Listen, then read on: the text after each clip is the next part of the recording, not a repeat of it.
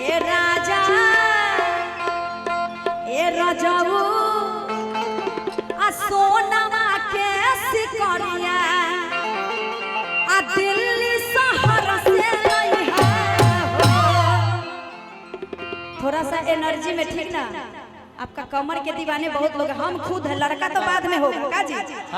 हम खुद दीवाने हैं, गजब चलाती है तो देखिएगा तो आप पागल हो जाइए। हम तो इनका कमर धोने के दीवाने हैं। पागल होके नहीं जाना, एंजॉय करके जाना है। वैसे कहा गया है, बोल चाल में नहीं होता है कि भाई एकदम धूल उड़ा दिया, पागल कर दिया।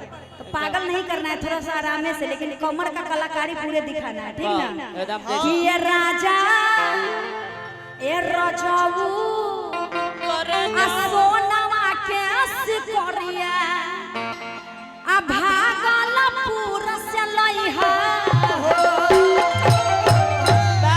आ दिल्ली शहर से लइहा आ भागलपुर बाजार से लइहा